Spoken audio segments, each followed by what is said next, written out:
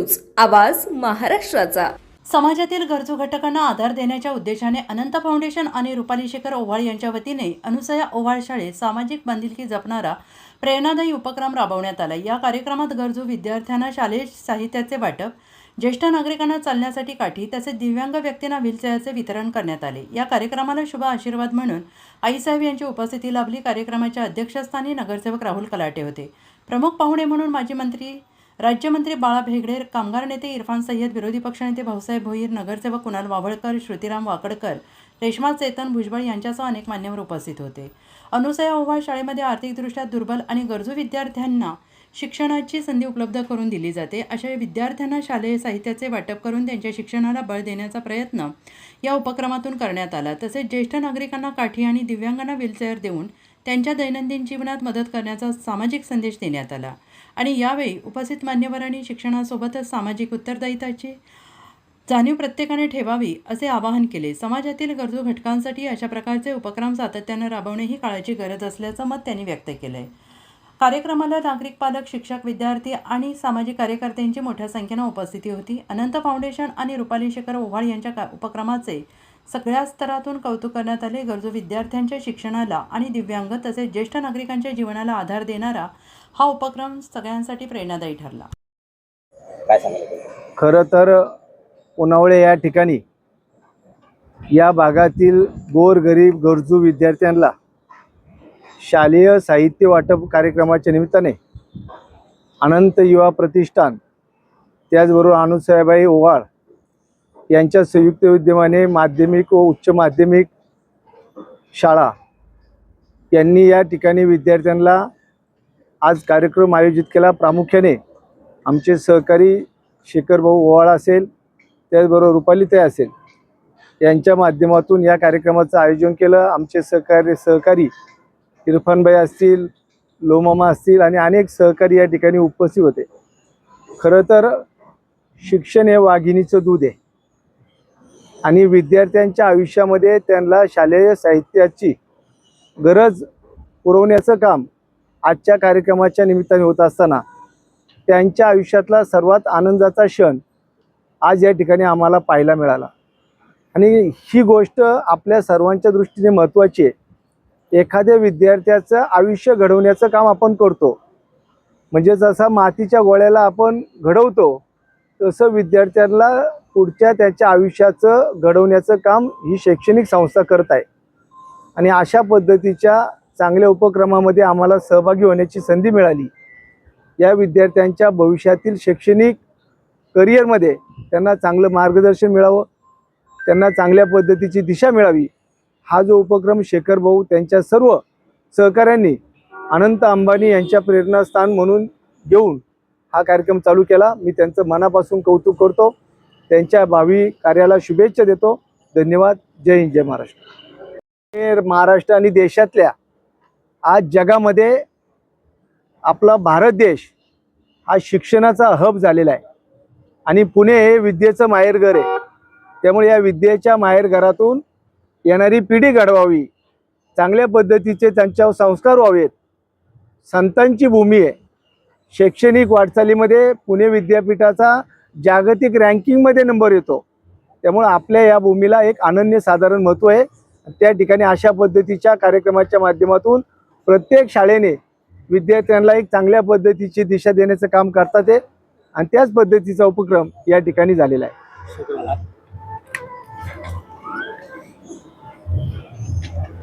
येथे अनंत अंबानी प्रतिष्ठान व आमचे मित्र माजी नगरसेवक शेखरभाऊ ओव्हाळ व अनुसाई प्रतिष्ठान यांच्या माध्यमातून विद्यार्थ्यांना शाळा वाटप व शालेय साहित्य वाटप व बरेच अपंग जे विद्यार्थी आहेत त्यांच्यासाठी स्ट्रेचर असतील, बाकीच्या हँडल्स असतील चालण्यासाठी त्यांना व व्हीलचेअर्स ह्याचं वाटप करण्यात आलं। हे वाटप करण्यासाठी खास करून आमचे स्नेही माजी मंत्री बाळाभाऊ भेगडे व सर्वच त्यांचे शेखरभाऊचे मित्रपरिवार मोठ्या संख्येने उपस्थित होतात। आज आपण सर्वांनी पाहिलं की पिंपरी चिंचवड शहर हे उद्योगधंद्यांचे कामगारांची नगरी म्हणून ओळखली जाते। आत्ताच आपल्याला बाळाभाऊंनी सांगितलं की पुणे जिल्हा हे माहेरघर म्हणून ओळखलं जातं, पण आज जर बघितलं तर पुणे जिल्हा शिक्षणाचा माहेरघर म्हणून ओळखलं जातं, कामगार नगरी म्हणून ओळखलं जातं। पण हळूहळू आपण पाहताय की आज इंडस्ट्रियल हब, ऑटोमोबाईल सेक्टर असतील व मॅन्युफॅक्चरिंग सेक्टर असतील हेही मोठ्या प्रमाणात आहेत। आज आपण पाहतो की बाहेरच्या राज्यातनं इथं येऊन लोक ज्या ज्या इंडस्ट्रीमध्ये काम करतात आणि जर आपल्या इथल्या शहरातले आपले स्थानिक भूमिपुत्र चांगले शिकले तर त्यांना दुसऱ्या राज्यात, दुसऱ्या जिल्ह्यात, दुसऱ्या तालुक्यात जाऊन काम बघायची गरज लागणार नाही. आणि असेच दानशूर व्यक्तिमत्व जे काहीतरी आपण समाजाचं देणं लागतं आणि त्या माध्यमातून जे विद्यार्थी उद्याचं आपल्या राज्याचं, आपल्या देशाचं, आपल्या जिल्ह्याचं भवितव्य आहे त्यांना आपण पुढाकार देऊन त्यांना सहकार्य करून खूप चांगला असा उपक्रम शेखर भाऊच्या माध्यमातून आज घेण्यात आलाय. मी शेखर भाऊ ओवाळ व त्यांच्या सर्व मित्रपरिवारांना खूप खूप शुभेच्छा देतो व आपण असा सुंदरसा कार्यक्रम नेहमी घेत जा एवढे आपल्याला अपडेट ची देखील भरवाढची आहे. मात्र तुम्ही पुढाकार घेऊन आज शालेय साहित्य वाटप केलं आहे.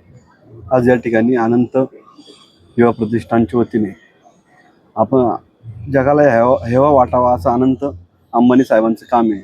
साहेबांनी आजवर पूर्ण देशामध्ये नाही तर अख्ख्या जगामध्ये असंख्य गोरगरीब लोकांना एक आशा दाखवलेली आहे. साहेबांचीच प्रेरणा घेऊन आम्ही सर्वजण अनंत युवा प्रतिष्ठानचं काम करतोय. या कार्यक्रमासाठी आदरणीय राज्यमंत्री बाळाभाऊ वेगळे आलेत, भाऊंचेही मनापासून आभार. तसेच आमचे कामगार नेते इरफानभाई सय्यद आलेत, त्यांचंही मनापासून आभार. आणि अनंत साहेबांचं प्रेरणा घेऊनच आम्ही पुढील काम करणार आहोत. धन्यवाद. आज आनंद फाउंडेशन और बहुत आनंद आया यहाँ पर आके जी के साथ में और शेखर भाव वाली जी के साथ में प्रोग्राम विद्यार्थी के लिए ऑर्गेनाइज किया. मुझे बड़ी खुशी है अगर ऐसे प्रोग्राम समाज में ऑर्गेनाइज करते रहेंगे तो शिक्षा ज्ञान को एक नई दिशा मिलेगी. मुझे बड़ी खुशी हुई यहाँ. स्टूडेंट के साथ बातचीत करते हुए आपने एक मॉडल किया है, उसके बारे में क्या कहोगे? स्टूडेंट ने क्या करना चाहिए? मैं ये स्टूडेंट को यही कहूँगी कि देखो आप मेहनत करके हार मत मानिए और सिर्फ एक लक्ष्य को निर्धारित कीजिए और उस लक्ष्य तक पहुँचने की पूरी कोशिश कीजिए कि पूरा ब्रह्मांड आपका साथ देगा और आपको कभी डरना नहीं. एक बात बहुत बड़ी कही है आपने. अभी फिलहाल देश में एक माहौल चल रहा है धर्म संस्कृति के बारे में. संस्कृति के बारे में तो अच्छा ही चल रहा है, धर्म के बारे में आपने विद्यार्थियों को बोला है कि अगर किसी धर्म का किसी का काम करना तो मानवता धर्म का कीजिए. इसके पीछे आपने क्या संदेश देना चाहिए? मेरा यही संदेश है कि देखिए मैं उन धर्म गुरुओं में नहीं जो किसी धर्म के लिए बात करती है, मैं मानव धर्म के लिए बात नहीं. जब कोई तकलीफ में है तो हम उसका धर्म नहीं, उसकी मदद करने आगे अपने हाथ बढ़ाएं के साथ. अगर अच्छा हो रहा है तो कुछ अन्याय भी हो रहा है. मैं चाहती हूँ कि हम सब मिलके एक दूसरे की मदद के लिए हाथ बढ़ाएं. नहीं होती गीता, कुरान, बाइबल या आप जो भी ग्रंथ याद देखेंगे वहाँ एक ही संदेश मिला मुझे कि मानव से बड़ा इस दुनिया में कोई माझे आपने बहुत बड़ा संदेश दिया और महाराष्ट्र के धरती में आके आपने जो अच्छा विद्यार्थियों के लिए संदेश दिया इसके लिए धन्यवाद. जाते समय आपसे जाते समय बस एक कहूँगी कि महाराष्ट्र की ये जो पताका है पूरे विश्व में लहराए. ये वो महाराष्ट्र है जहाँ से महाराज शिवाजी आए और मेरे देश की गरिमा दुनिया में बने रहे और जो संकट से अभी ये देश गुजर रहा है जो सॉल्व हो जाए और सब ठीक हो जाए. धन्यवाद. या ठिकाणी शालेय साहित्याचं वाटप आणि साहित्याचं वाटप हा कार्यक्रम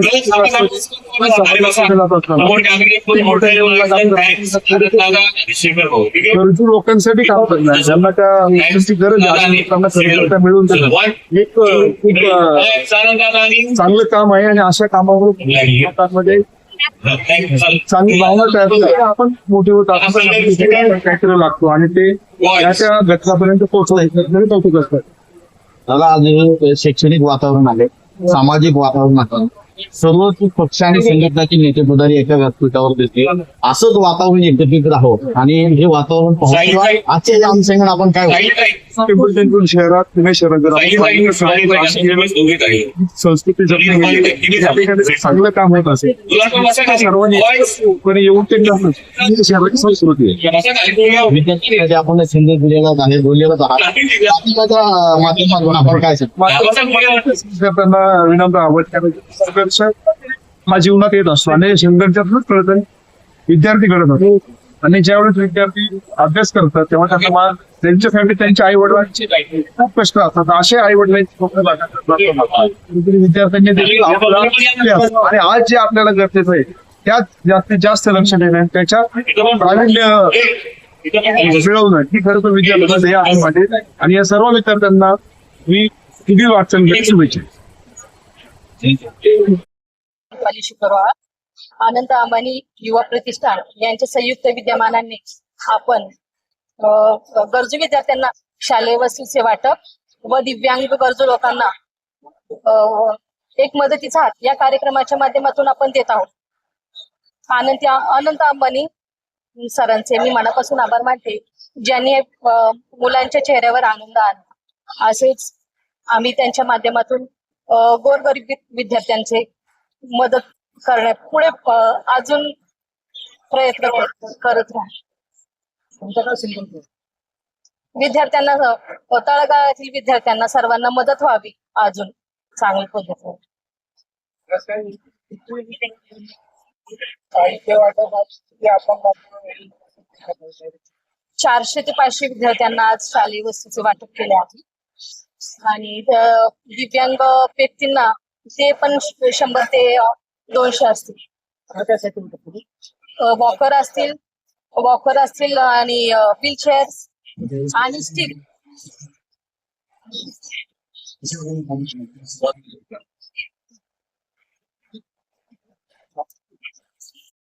जास्त लोकांना मदत मिळावी, गरजू लोकांना, यासाठी आम्ही काम करत राहू.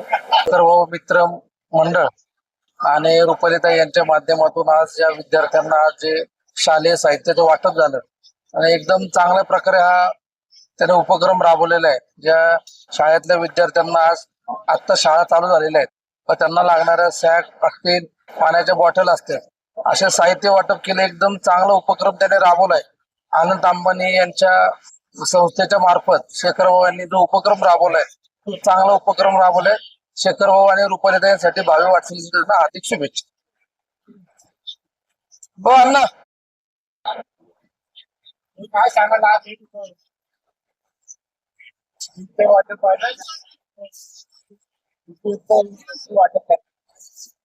आजचा जो दिवस आहे अत्यंत चांगला दिवस आहे. आनंद युवा प्रतिष्ठानच्या वतीने हेमंत घोले आणि आयोजक रुपालीताई ओव्हाळ यांच्या माध्यमातून जो आजचा हा नियोजन झालेला आहे, वंचित घटकांना, गोरगरिबांना आणि मुलींना जे साहित्य वाटप जे झालेलं आहे, शालेय साहित्य वाटप, त्याच्यानंतर वृद्ध लोकांना जे स्ट्रीक असतात, जे त्यांना चालण्याची उपलब्ध करून दिलेलं आहे. सगळ्या स्ट्रीक असतील किंवा एक त्यांच्या परत त्या सायकली असतील, अशा या माध्यमातून आनंद युवा प्रतिष्ठानच्या वतीने आज इथं वाटप करण्यात आलेलं आहे. अत्यंत चांगला आयोजन उपक्रम राबवण्यात आलेला आहे. आणि म्हणतो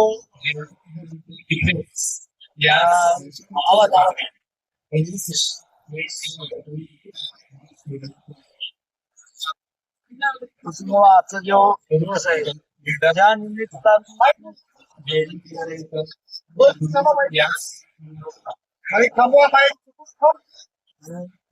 निमित्ताने या निमित्ताने जे लोकांना जे सोय झाली की गैरसोय होतो, प्रत्येक ठिकाणी पाहिलं असं तुम्ही महानगरपालिका असेल, ग्रामपंचायतच्या शाळा असतील, जिल्हा परिषद असतील, तिथं आजकाल खाजगीकरण झाल्यामुळं मुलांना कुठेही सोय आणि उपलब्ध होत नाही.